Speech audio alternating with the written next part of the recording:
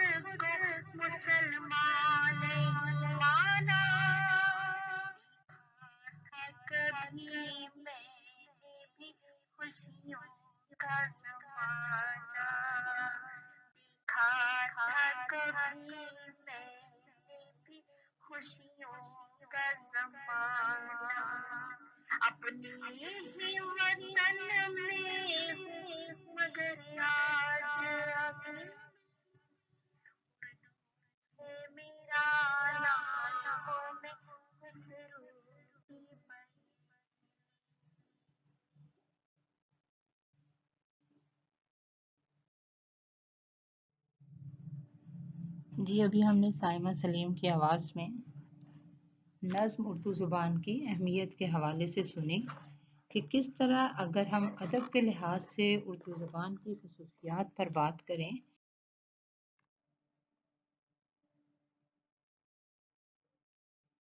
یہ کہ اردو ایک اہم زبان ہے اور اس میں ہر طرح کے مضامین بیان کرنے کی صلاحیت موجود ہے۔ دفتری حکم نامے جو ہیں وہ بیان کرنے کی صلاحیت اس میں موجود ہے۔ ہم نے دفتری اعلامیہ کے حوالے سے بات کی۔ اس سے پہلے ہم نے بات کی تھی کہ اردو زبان میں یہ صلاحیت ہے کہ اس میں مختلف جو قرارداد ہیں وہ پیش کی جا سکتی ہیں اور اس کے بعد جو اعلامیے ہیں جو اعلانات کرنے ہوتے ہیں جو سفارشات مرتب کرنی ہوتی ہیں ان کو پیش کرنے کی بھی صلاحیت موجود ہے۔ تو اس حوالے سے مسعود احمد چیمہ نے بھی لکھا ہے کہ جب کسی فیصلے کی عوام میں تشہیر کرنا ہو تو اس کے لیے اخباری اعلامیہ استعمال کیا جاتا ہے۔ محکمہ اطلاعات عامہ کے مشورے سے تیار کیا جاتا ہے اور انہی کے ذریعے جاری ہوتا ہے۔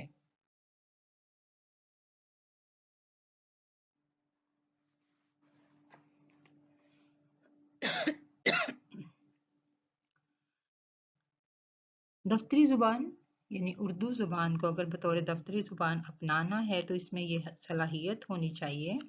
کہ یہ دفتری اعلامیے جو ہیں اس میں جاری کیے جا سکیں۔ عزیز طالبات، آپ لوگ جانتی ہیں کہ ہر قوم کو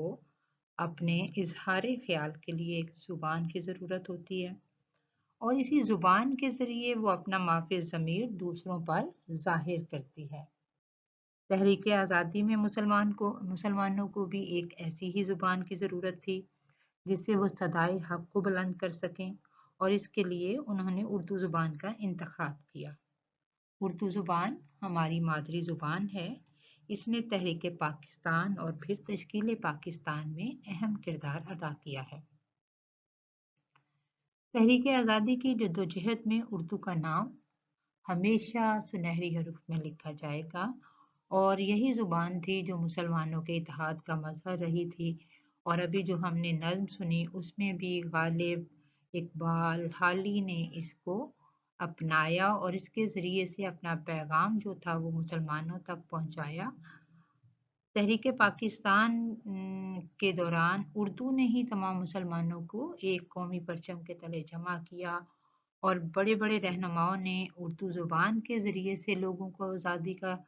پیغام دیا تھا۔ قائد اعظم جیسے عظیم رہنما نے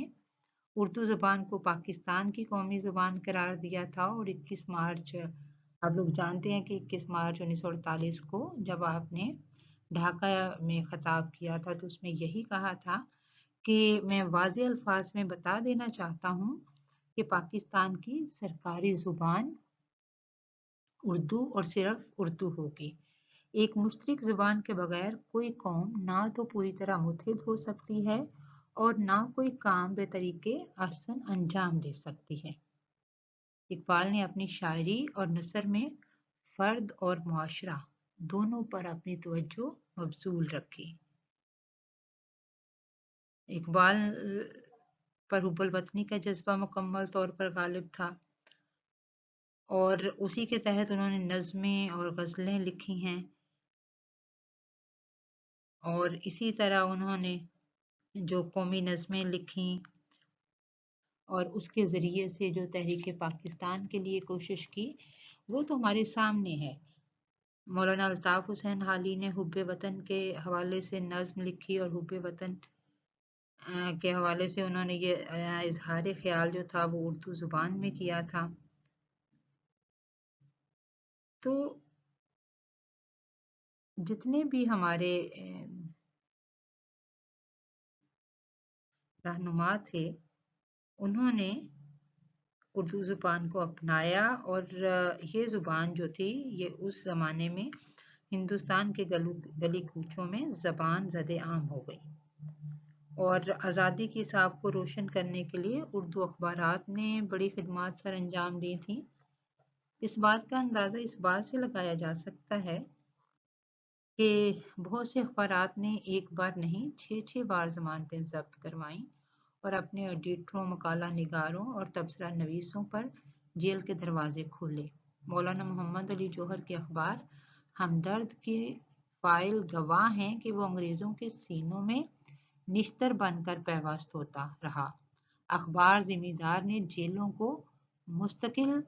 अपनी क़यामगाह बनाया और इसके फाजल अदीबों और शोहरा आफाक मदीरों को 6-6 साल अंधेरी कोठरी में रखा गया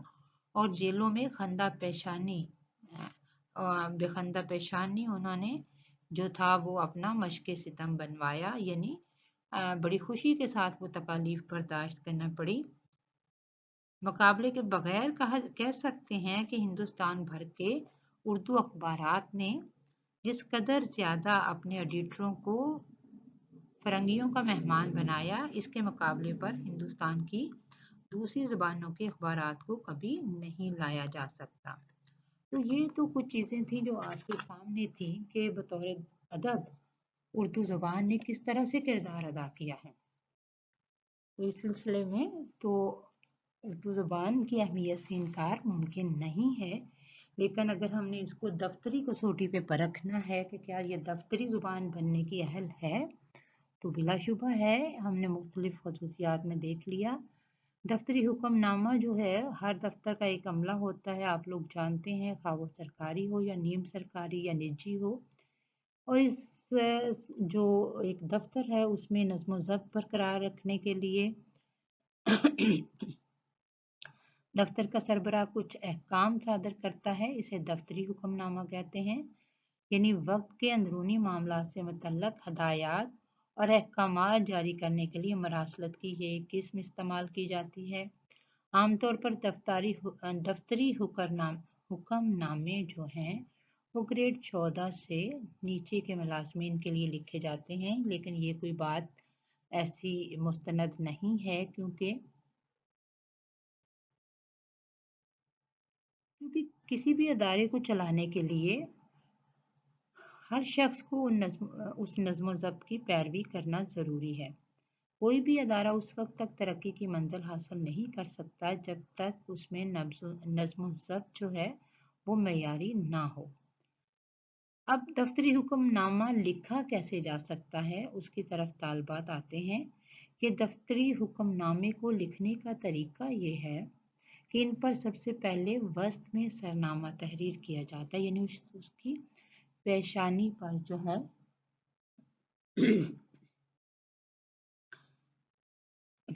लिखा जाता है। फिर इसके नीचे दाएं जानब और उसके सामने बाएं जानब मुकाम और तारीख लिखी जाएगी। इसके बाद दरमियान में ज़रा नीचे दफ्तरी हुक्मनामे का नंबर लिखा जाता है। फिर इससे अपने पैराग्राफ की सूरत में मतन लिखा जाता है। आखिर में बाएं जानब कातब का नाम और ओहदा दिया जाता है इसके नीचे और नकल बराए लिखा जाता है। सीसी अंग्रेजी में उसको कहते हैं सीसी और उर्दू में नकल बराए, यानी सबसे पहले जो है उस हुक्मनामे का जो मौजू है वो सरनामे पे तहरीर किया जाता है, सफ़े की पेशानी पर लिखा जाता है। दाएं जानब उसका नंबर और बाएं जानब जिस ऑफिस से जिस दफ्तर से वो हुक्मनामा जा रहा है वो मुतय्यन किए जाते हैं। फिर दफ्तरी हुक्मनामे का नंबर लिखा जाता है। दफ्तरी मरासलत में तारीख और उसका नंबर लिखना बहुत ज़रूरी है, क्योंकि बाद में भी अगर हमें कहीं ज़रूरत पड़ती है कि फ़लाँ वक्त में इस हुक्मनामे के तहत ये काम हुए थे, तो हम उसका जो डायरी नंबर होता है, उस हुक्मनामे का नंबर होता है, जिस तारीख को वो हुक्मनामा जारी होता है, उससे हम उसको ढूंढ सकते हैं और फिर उस दफ्तरी हुक्मनामे पर जो अहकामात जारी हुए थे और जो काम हुए थे वो हम उनका जायज़ा ले सकते हैं। और नकल बराए का लफ्ज़ इसलिए इस्तेमाल किया जाता है कि वो हुक्मनामा किस किस ऑफिस में किस किस दफ्तर में भेजा जा रहा है, उसकी नकल जो है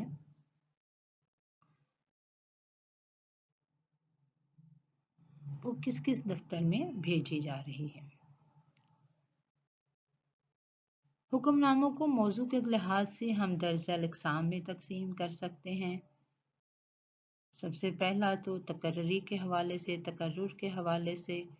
तरक्की के हवाले से, तनज़्ज़ुली के हवाले से, बरतरफ़ी के हवाले से।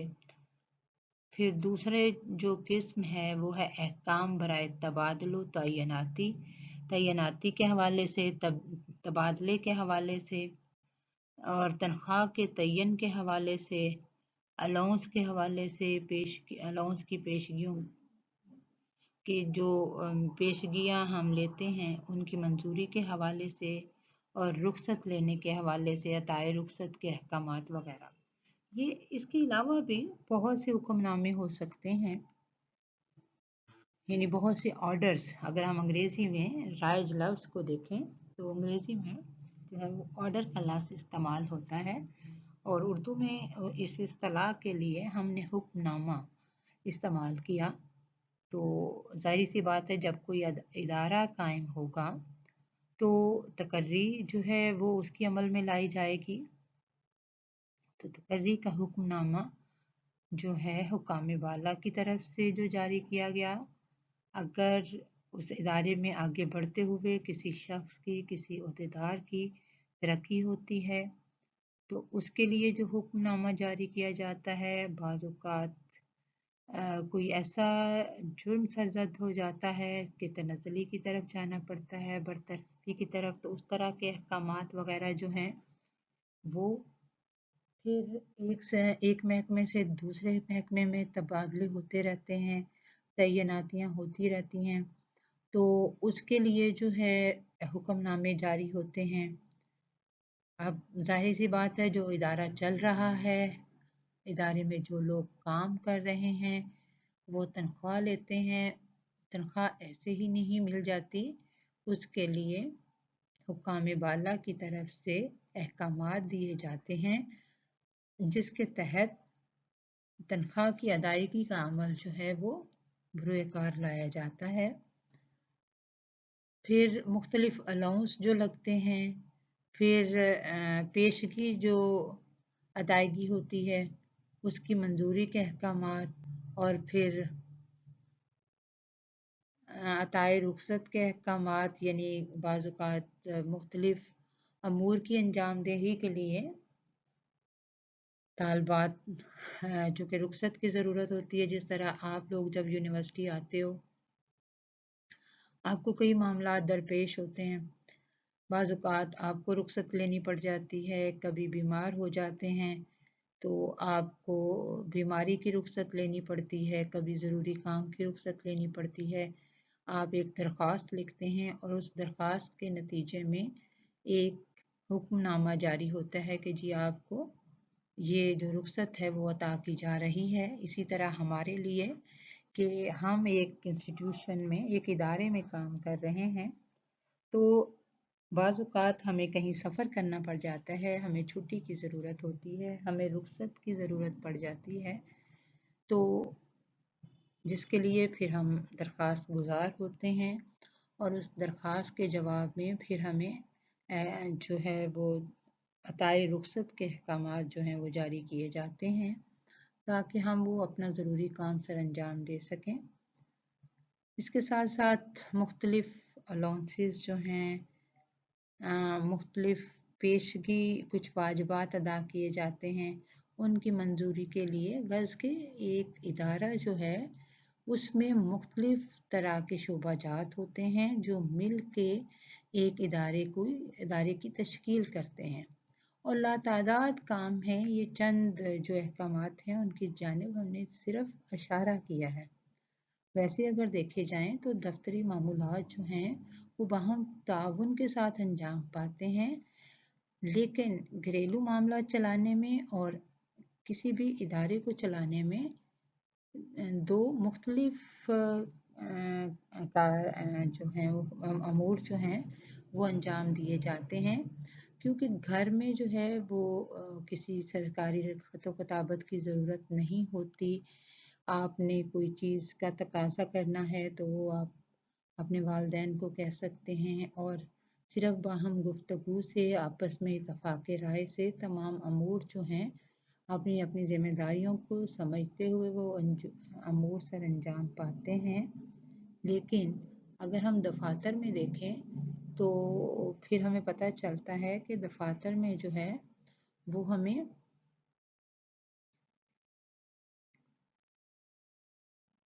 मुख्तलिफ तरह के अहकामात की पैरवी करनी होती है, और वो जो अहकामात हैं वो हुक्काम बाला की तरफ से जो हैं वो किए जाते हैं, वो तहरीरी शक्ल में सामने आते हैं और मुतल्लिका दफातर तक उनकी तरसील की जाती है ताकि जहाँ जहाँ उनके बारे में मालूमात ज़रूरी हैं उनको वो मालूमात जो हैं वो दी जा सकें।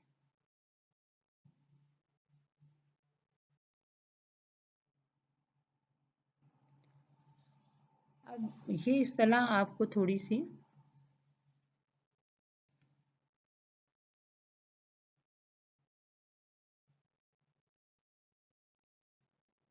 थोड़ी जो है नामानूस लगेगी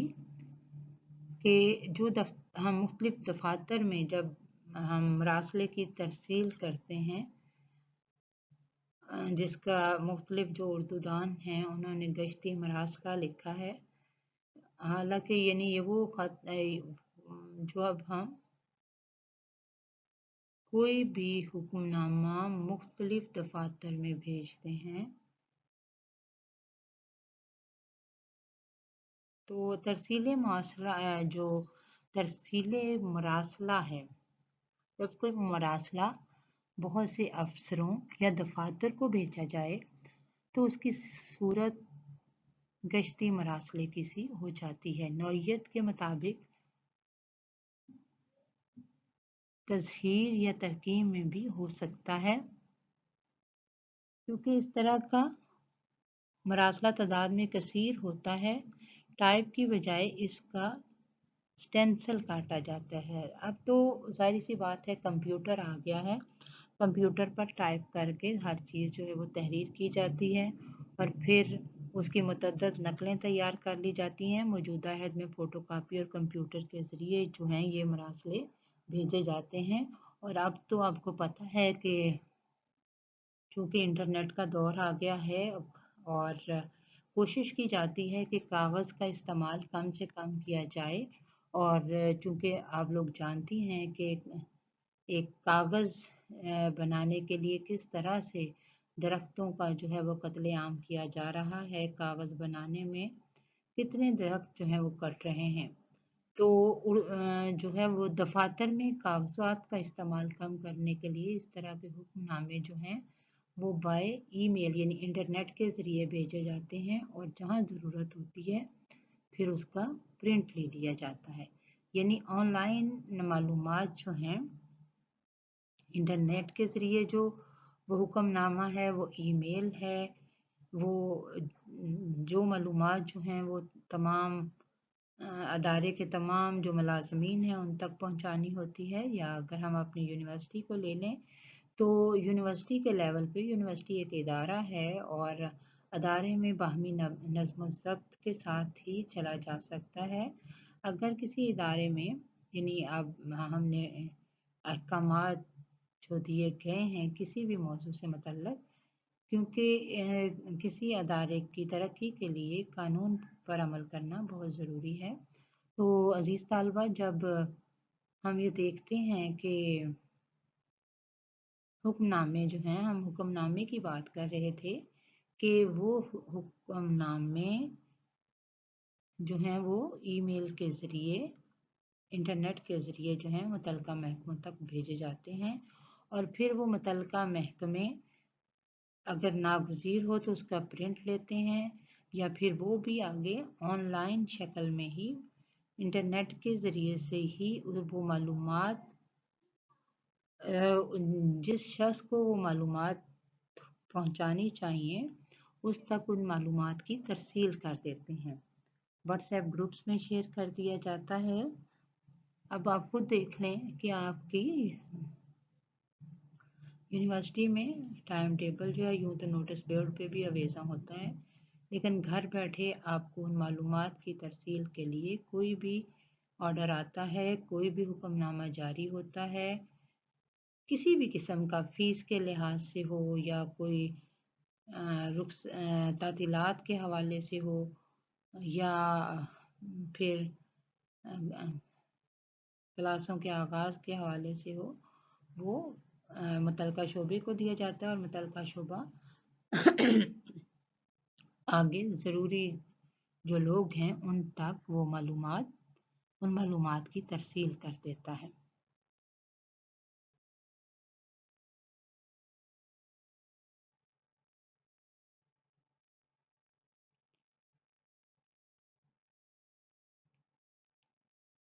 जी, तालबात तो जो एक और तरीका है वो है टेलीग्राम, टेलीप्रिंटर का पैगाम, तार वगैरह। ये वही किस्म है, यानी अब आप ये देखें कि अब जो है पहले तार के ज़रिए पैगाम, जो ज़रूरी पैगाम होते थे या जो अर्जेंट किस्म के बहुत जल्दी जो पैगाम पहुंचाना होते थे, उजलत में जो पहुंचाना होते थे, उनको तार के ज़रिए जो था वो भेजा जाता था। फिर उनको डिकोड किया जाता था और सुनने वाला वो पैगाम जो है वो मुतल्लका आदमी तक पहुंचा देता था। लेकिन दौर हाज़िर चूँकि इंटरनेट का दौर है और साइंसी तरक्की का दौर है, जिसके बारे में इकबाल ने कहा था कि आँख जो कुछ देखती है लब पे आ सकता नहीं, आँख जो कुछ देखती है लब पे आ सकता नहीं, महवे हैरत हूँ कि दुनिया क्या से क्या हो जाएगी। तो अजीज़ तालबात के ये जो है इंटरनेट के ज़रिए से इदारे जो हैं अपने मामलात को बर वक्त निपटाने और दूसरों तक मुफीद मालूमात पहुँचाने के लिए कई तरीके इस्तेमाल करते हैं। इसमें बाज़ अमूर जो हैं वो फौरी तकमील का काम नहीं करते, लेकिन कुछ पैगामात ऐसे होते हैं जिनकी तरसील फौरी करना मकसूद होती है। इनके लिए मुरासलत की दीगर अक़साम तार, टेलीग्राम और प्रिंटर वगैरह का इस्तेमाल किया जाता है। और अहद हाज़िर की बात करूँ तो जो सबसे अहम है वो यही है कि बाज़ अमूर की फौरी तकमील के लिए हम ईमेल का सहारा लेते हैं और अगर और इसको हमने जिस तरह से वो मालूमात हमें आप तक पहुंचानी होती हैं, तो अगर आप उस तरह से ईमेल को नहीं देख सकते तो फिर हम आप लोगों को एक दूसरी ऐप के ज़रिए से, यानी व्हाट्सएप के ज़रिए से फेसबुक पे वो अहकामात लगा दिए जाते हैं ताकि जो तालबात फेसबुक की ऐप यूज़ कर रही हैं, व्हाट्सएप यूज़ कर रही हैं या जितनी भी बरकी सहूलतें हमें मैसर हैं, उनके ज़रिए से वो मालूमात मुतल्लिका महकमों तक और मुतल्लिका जो अशख़ास हैं उन तक देने की कोशिश की जाती है ताकि तरक्की का ये सिलसिला जो है वो बढ़ता रहे।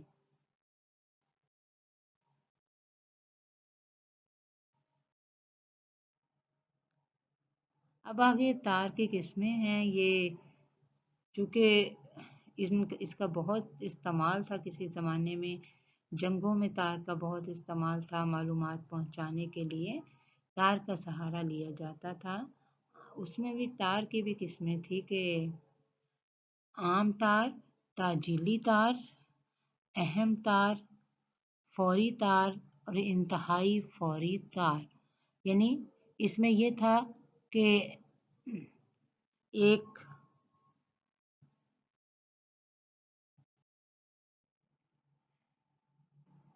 हम देख रहे थे कि मालूमात की तरसील किस तरह से की जा सकती है। दौरे दौरे हाज़िर तो तरक्की का दौर है और उर्दू को हम किसी भी ज़ुबान के मुकाबल खड़ा कर सकते हैं। तो एक मरमूज़ तार भी, यानी कदीम ज़माने में जब हमने कोई मालूमात जो थी वो फ़ौरी नौइयत की पहुंचानी होती थी तो उसके लिए मरमूज़ तार का लफ्ज़ इस्तेमाल होता था और ये जो था वो दफ्तर के मामलात में बाज़ औक़ात अशारी ज़ुबान का भी इस्तेमाल किया जाता है। जब मामला इस नौइयत का हो तो इस सूरत में मरमूज़ के ज़रिए पैगाम इरसाल किया जाता है और ये पाकिस्तान क्रिएटिव सेंटर वजारत ख़ारजा की मार्फत रवाना किया जाता है। दफ्तरों और सरकारी अदारों की सहूलत के लिए वजारत ख़ारजा ने मरमूज तारों की दर्जाबंदी तदवीन के बारे में हदायत जारी की होती हैं। यानी जब हम कुछ ऐसे खुफिया मालूमात जो हैं, खुफिया मालूमात की तरसील करनी होती है, तो उसमें ये नहीं है कि हम जो है वो सीधे सीधे जो है वो खतूत लिख देते हैं, हुक्मनामे जारी कर देते हैं। उसमें यह है कि अशारों कनायों की ज़ुबान में बात की जाती है। तो जब इस तरह के अहकामात पहुँचाने होते हैं तो फिर मरमूज़ तार, पोशीदा तार का यानी अशारी ज़ुबान का इस्तेमाल किया जाता है। और ये जो महकमा होता है ये वजारत ख़ारजा की रहनुमाई में चलता है और क्रिएटिव सेंटर इसका ज़िम्मेदार होता है। वो बाहर से आने वाली जो इस तरह के अहकामात होते हैं, पहले इन इशारों को डी कोड किया जाता है, कोड्स में लिखा जाता है ना, तो फिर इनको जो है वो डी कोड किया जाता है और उसके अंदर जो पैगाम है उसको समझने की कोशिश की जाती है। अज़ीज़ तलबा व तालबात, आप लोग जानते हैं कि उर्दू ज़ुबान जो है, अगर हम किसी भी तरह से देखें, उसका सौती तज्ज़िया करें, सर्फ़ी व नाहवी हवाले से उसको देखें, उसकी बोलियों का जायज़ा लें, तदरीस के हवाले से देख लें, उसको समाजी और सकाफ़ती हवाले से देख लें, उसकी लुग़त देख लें, यानी हर कदम पर जब हम देखते हैं तो आज उर्दू को हम हर लिहाज से दफ्तरी ज़ुबान होने का अहल पाते हैं। यानी आप ये देखें कि हमारे जो आबा व अजदाद हैं जिन्होंने उर्दू ज़ुबान के लिए बड़ी खिदमत सर अंजाम दी हैं, तो अगर हम साइंसी लिहाज से देखते हैं तो उर्दू में साइंस के मज़ामीन भी पेश करने की सलाहियत है, मौजूद है। हर तरह के जो कंप्यूटर के ज़रिए लिखने की सलाहियत मौजूद है। यानी जो जो काम हम अंग्रेज़ी में सर अंजाम दे सकते हैं वो हम उर्दू में भी दे सकते हैं। जहाँ तक ज़ख़ीरा अल्फाज की ज़रूरत है तो उसमें हम जो है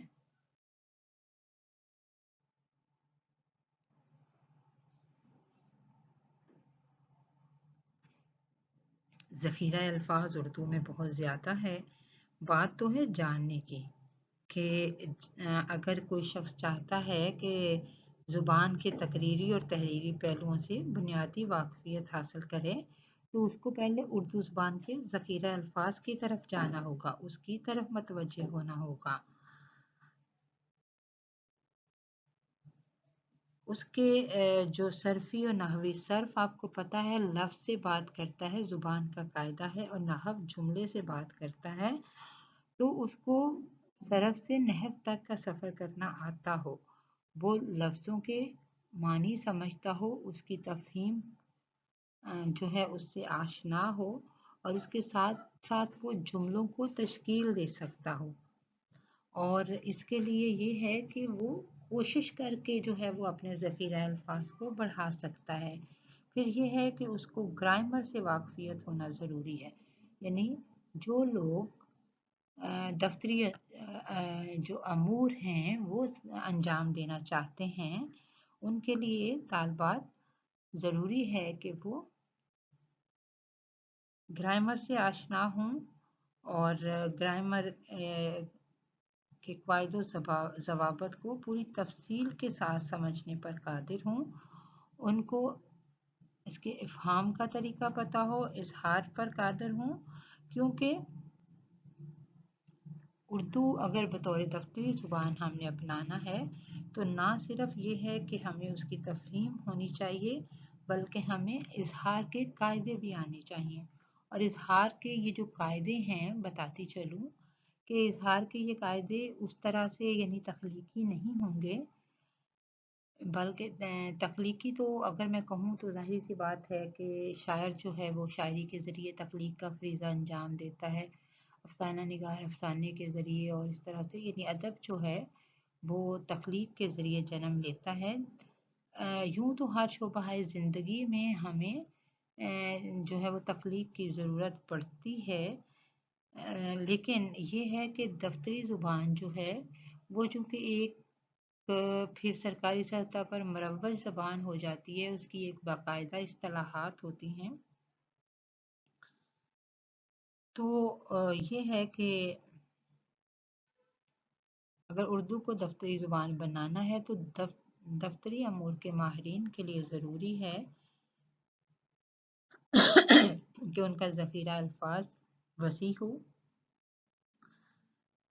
اظہار کی صلاحیت موجود ہو، اور اظہار کی صلاحیت کی جو سطحیں ہیں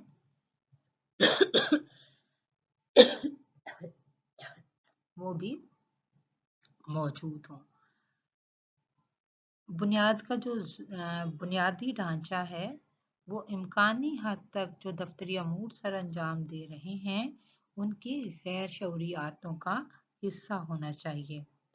بنیادی جملوں کو اس طرح سے وہ بیان کریں کہ ہر شخص جو عوام عامہ ہے، عوام لوگ ہیں، وہ اس کو سمجھ سکیں۔ تو شروع میں اگر ہم اردو کو دفتری زبان بناتے ہیں تو شروع میں کچھ مدت تک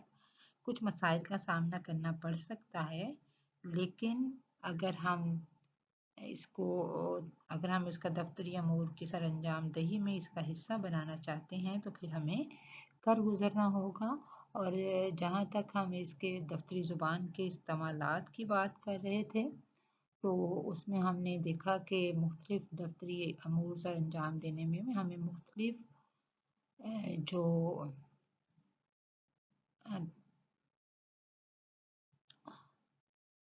ماہرین کی خدمات بھی حاصل کرنی پڑتی ہیں، ہمیں خود بھی اس زبان کا ماہر بننا پڑتا ہے، دفتری اصطلاحات سیکھنی پڑتی ہیں،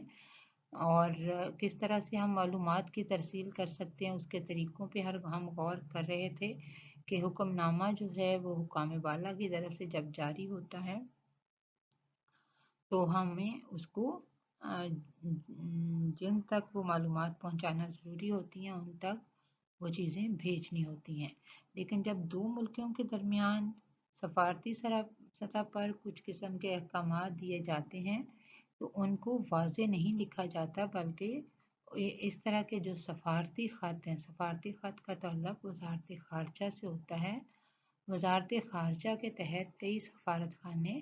مختلف ممالک میں قائم ہیں۔ ان سفارت خانوں سے وزارت خارجہ جو خط و کتابت کرتی ہے اسے سفارتی خط کہتے ہیں، اور یہ سفارتی خط جو ہیں یہ کوڈز کی شکل میں لکھے جاتے ہیں جن کو ڈی کوڈ کیا جاتا ہے، جن اشاروں کو سمجھا جاتا ہے، یعنی اشاروں کی زبان میں لکھے جاتے ہیں، اور پھر ان اشاروں کو ملا کے تو اس کا مفہوم جو ہے وہ سمجھا جاتا ہے، اس کو ہم سفارتی خط کہتے ہیں۔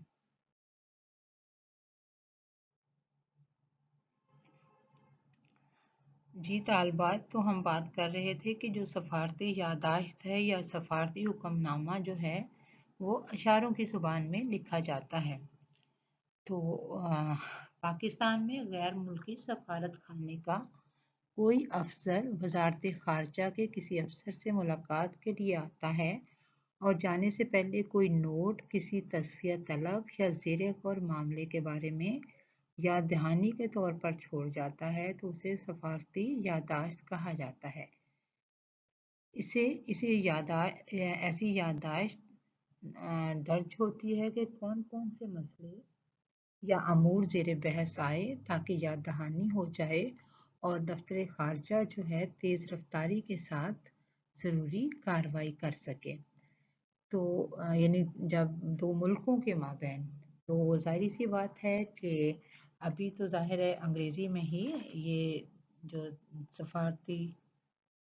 یادداشت ہیں وہ پیش کی جاتی ہیں، لیکن اگر اردو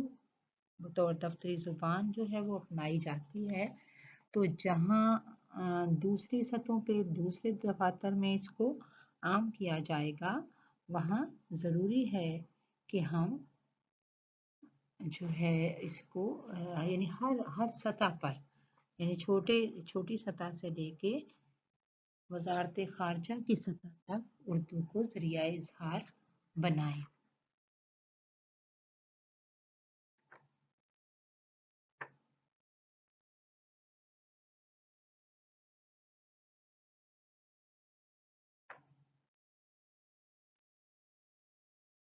جی طالبات، ہم ذرا اس کو دوبارہ سے دیکھ لیتے ہیں۔ آج کا ہمارا جو موضوع تھا اس کے بارے میں ایک لیکچر پہلے بھی ہو چکا ہے۔ آج اسی عنوان پر اسی سے ملتے جلتے کہ اردو کو اگر ہم نے دفتری زبان بنانا ہے تو زبان کے وہ کون کون سے استعمالات ہونے چاہیے کہ اردو جو ہے وہ دفتری زبان بن سکے۔ تو پھر ہم نے دیکھا کہ اس میں حکم نامے جاری کرنے کی صلاحیت ہونی چاہیے، عوام جو ہے اس کو سمجھ سکیں، پھر ایک واضح نظام جو ہے وہ موجود ہونا چاہیے۔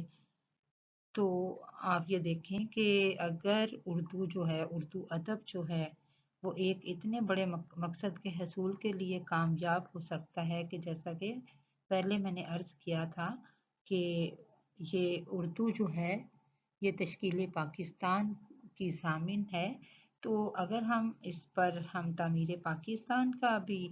اگر ہم اس پر بوجھ ڈال دیتے ہیں تو اس میں شک نہیں کہ یہ اپنا کردار ادا کرے گی،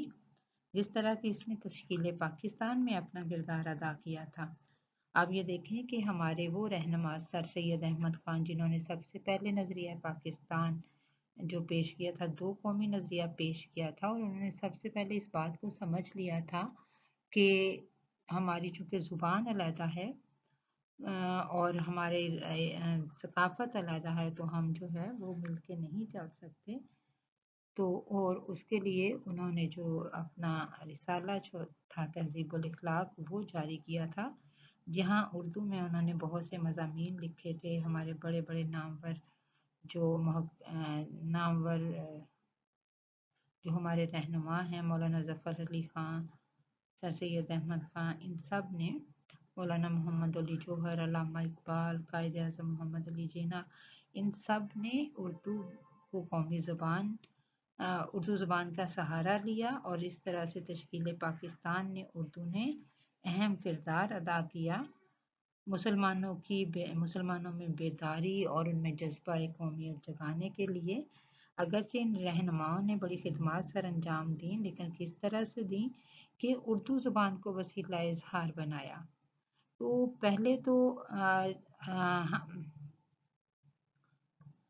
پہلا جو سب سے بڑا کام ہے وہ تو یہ ہے کہ پہلے ہم یہ سمجھیں کہ اردو واقعی یہ کردار ادا کرنے کے قابل ہے، تو پھر ہم جو ہے اردو کو بطور دفتری زبان کے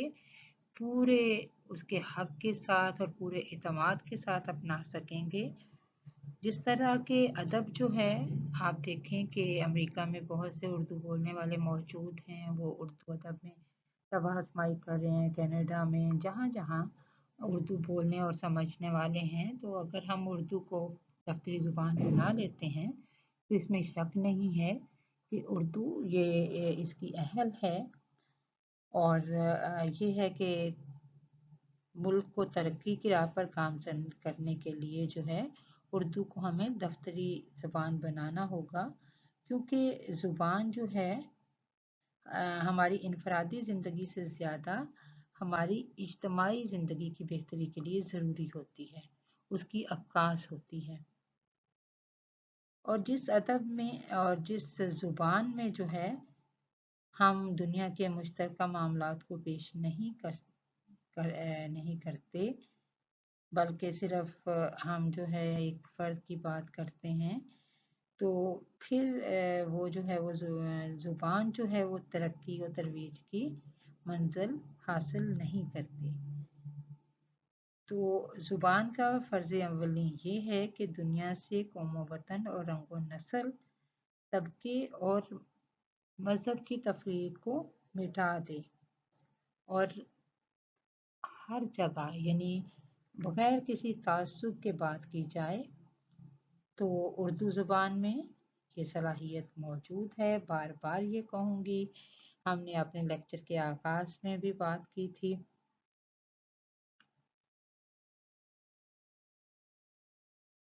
کہ قوموں پر یعنی جب بھی کٹھن وقت آتے ہیں تو زبان جو ہے وہ ذریعہ اظہار بنتی ہے۔ ہم نے کوئی بھی پیغام جو ہے عوام تک پہنچانا ہے، اگر ہم نے پیغام کی ترسیل زیادہ جو ہم نے ہر سطح پر پہنچانی ہے تو پھر ہمیں اس معاشرے میں اس قومی زبان کا سہارا لینا ہوگا۔ اردو چونکہ یہ ہماری قومی زبان ہے تو اس لیے یہ جو ہے ہر طرح کے معاملات پر قادر ہو سکتی ہے۔ قوموں پر جب بھی کوئی کٹھن دور آتا ہے عزیز طالبات، تو اس میں جہاں ادیب اور شعراء اپنا کردار ادا کر رہے ہوتے ہیں وہاں ہر شخص نے اپنا حصہ ڈالنا ہوتا ہے۔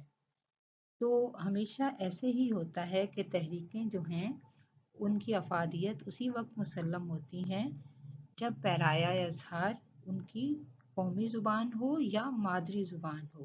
یعنی عام سے عام انسان بھی اس بات کو سمجھنے پہ قادر ہو۔ اردو نے ہمیں بہت کچھ دیا ہے، وہ ہماری تہذیبی ورثے کی ترجمان ہے، اور تاریخ گواہ ہے کہ تحریک آزادی میں بھی اردو نے جتنا ہمارا ساتھ دیا ہے، معاشرتی سطح پہ، مذہبی سطح پہ، اخلاقی، نفسیاتی، تہذیبی سطح پہ، علمی سطح پہ، ثقافتی سطح پہ، سیاسی پہلوؤں کے حوالے سے اس کا کوئی بھی رخ دیکھ لیں، اردو زبان جو ہے وہ ہمیشہ شانہ بشانہ چلی ہے۔ تو عزیز طالبات، جو دفتری اردو کے جو استعمالات تھے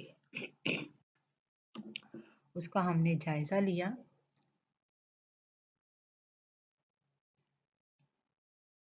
اور پھر ہم نے دیکھا کہ اردو جو ہے وہ دفتری زبان بن سکتی ہے۔ یہی کہوں گی کہ اردو میں اتنا وسیع ذخیرہ موجود ہے کہ وہ ہر طرح کے مضامین ادا کرنے پر قادر ہے۔ ہم نے اردو کی خصوصیات پہ بھی بات کر لی۔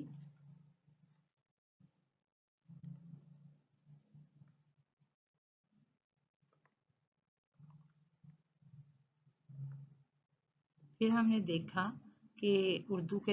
دفتری اردو کے لوازمات کیا ہونے چاہیے، جامعیت ہونی چاہیے،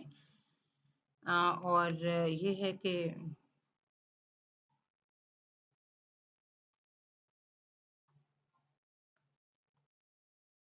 اردو کو دفتری زبان بنانے کے لیے کسی بھی کسوٹی پر پرکھیں، اردو زبان اس پر پورا اترے گی۔ جو خصوصیات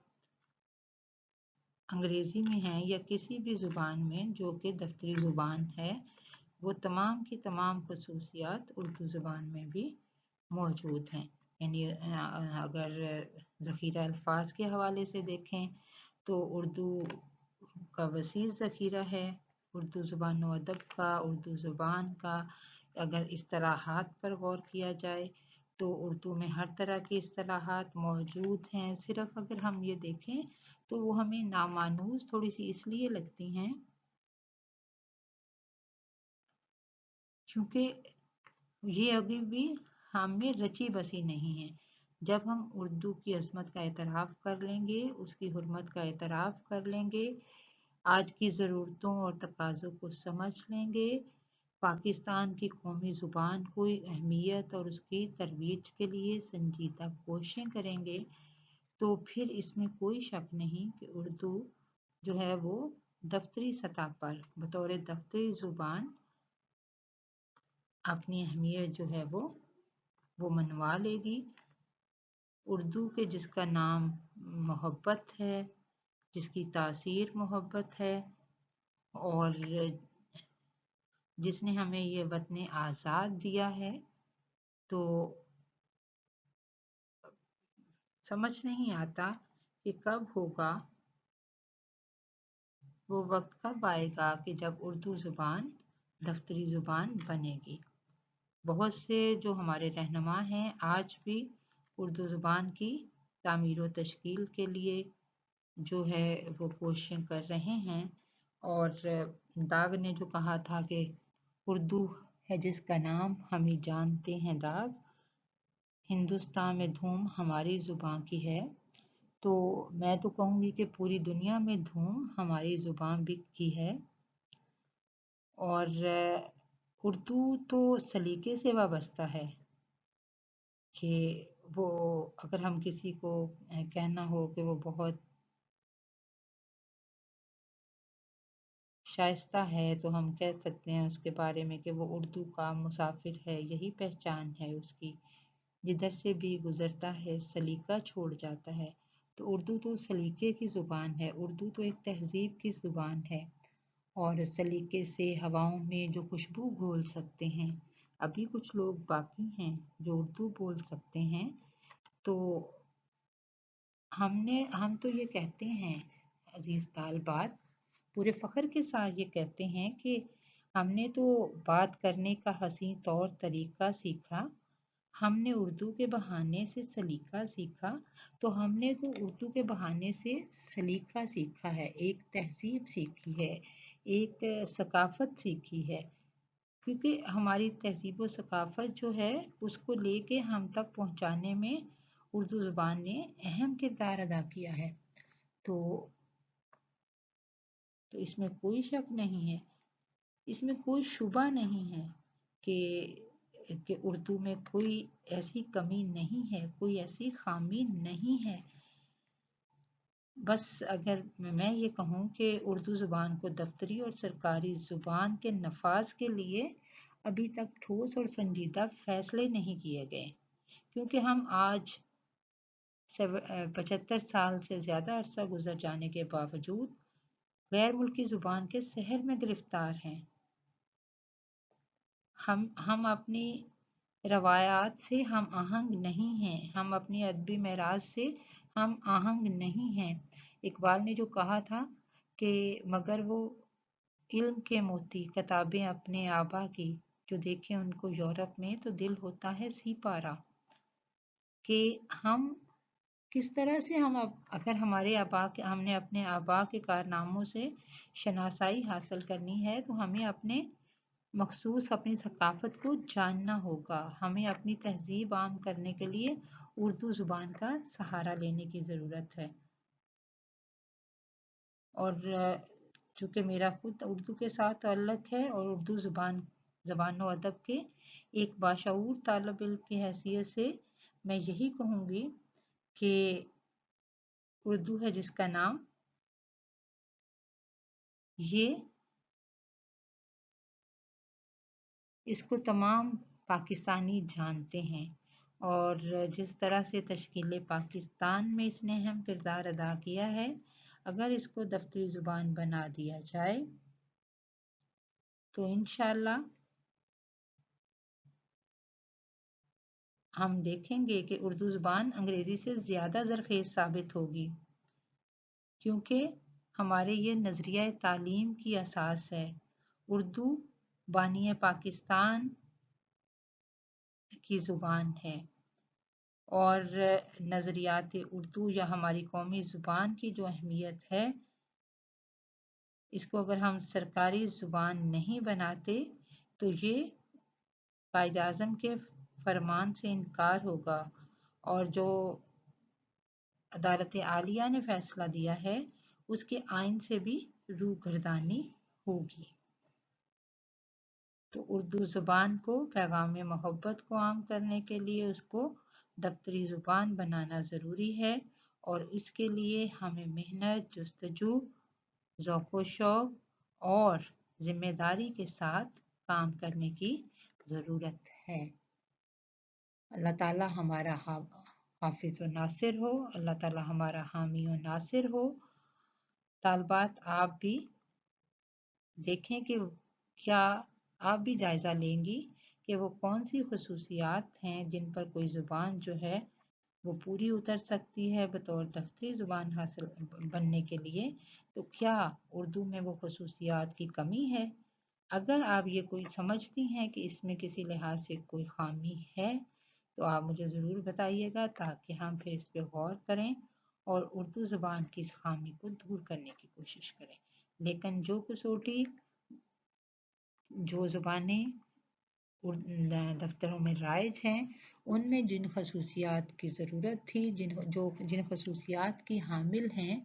اردو زبان بھی ان خصوصیات کی حامل ہے۔ اللہ تعالیٰ جو ہے ہم سب کے حال پہ رحم فرمائے. بہت شکریہ